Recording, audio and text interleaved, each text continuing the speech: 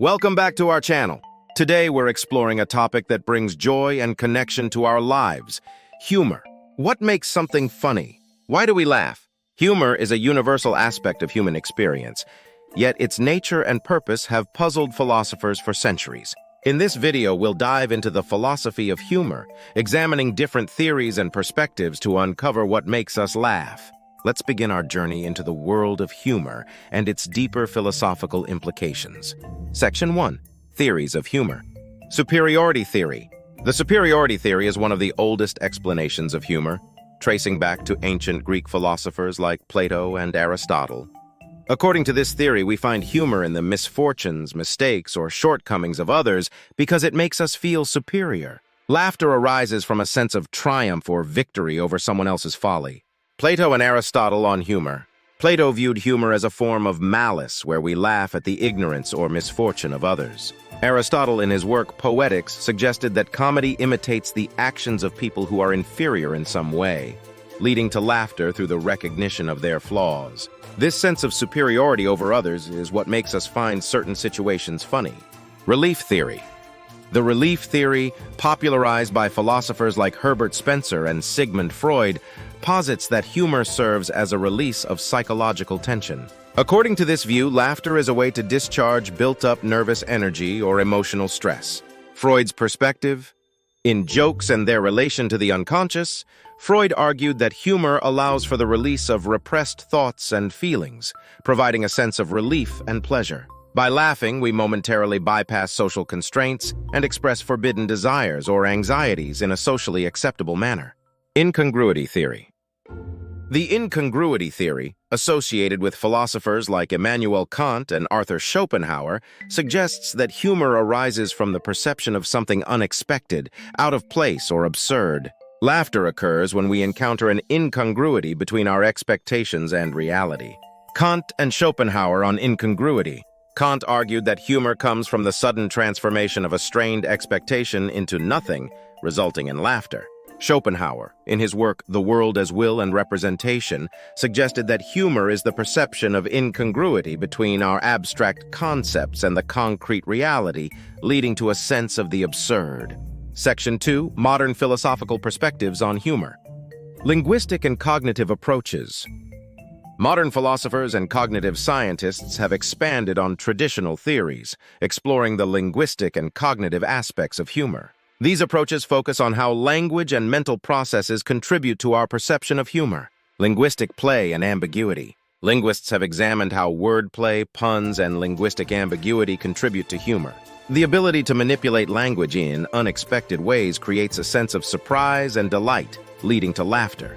For example, puns often exploit multiple meanings of words, generating humor through clever linguistic twists. Cognitive processes and humor. Cognitive scientists study how humor involves complex mental processes, including pattern recognition, problem-solving, and social cognition. Humor often requires the ability to detect and resolve incongruities, recognize social norms, and appreciate the perspective of others. These cognitive processes contribute to the enjoyment and appreciation of humor. Social and cultural dimensions of humor.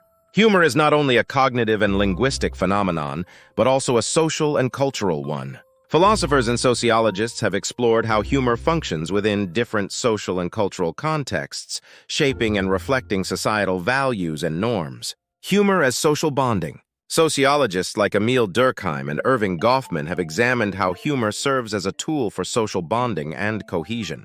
Laughter can strengthen social connections, foster group identity, and create a sense of solidarity. Shared humor helps build trust and rapport, facilitating communication and cooperation.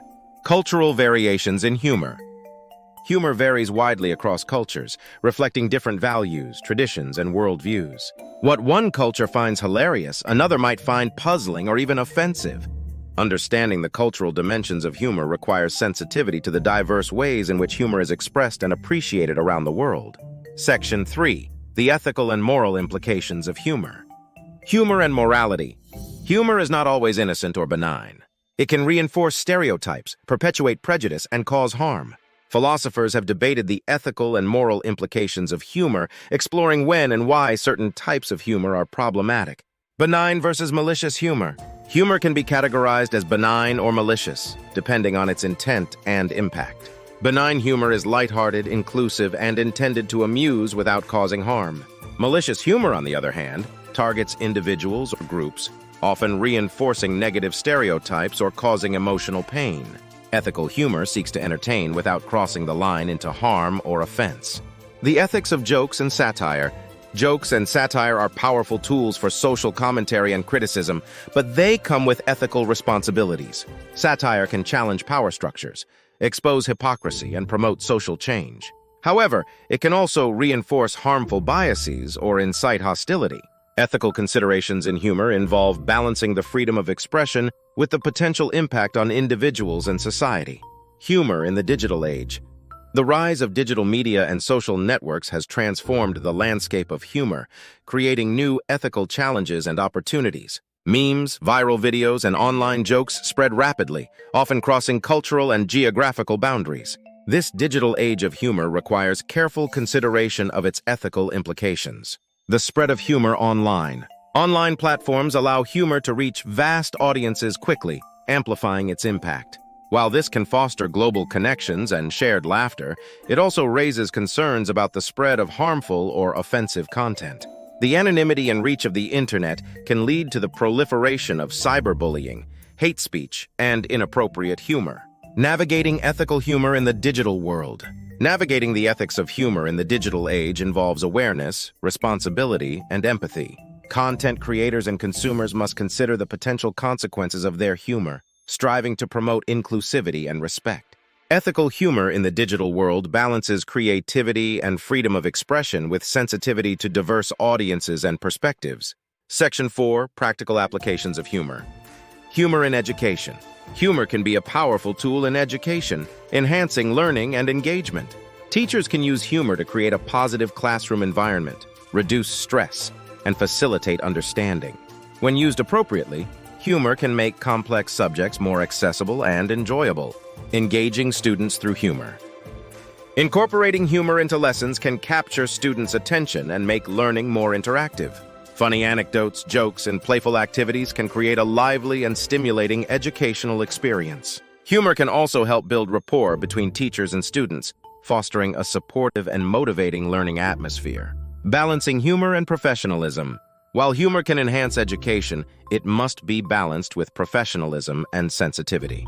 Educators should be mindful of the diverse backgrounds and sensitivities of their students, avoiding humor that may be inappropriate or exclusionary. Striking the right balance ensures that humor contributes positively to the educational experience.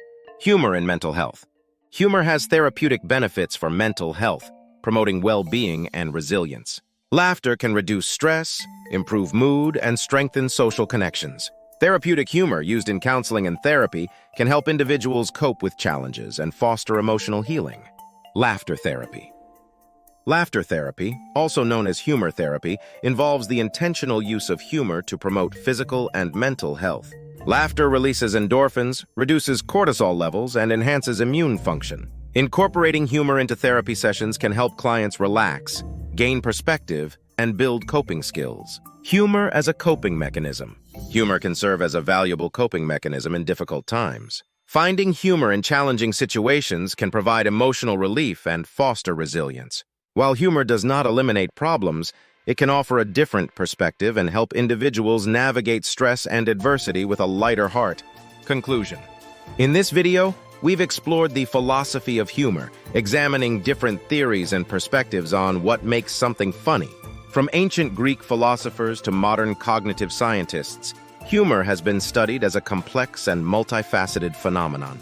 Understanding the nature of humor, its social and ethical implications, and its practical applications can deepen our appreciation of this universal human experience.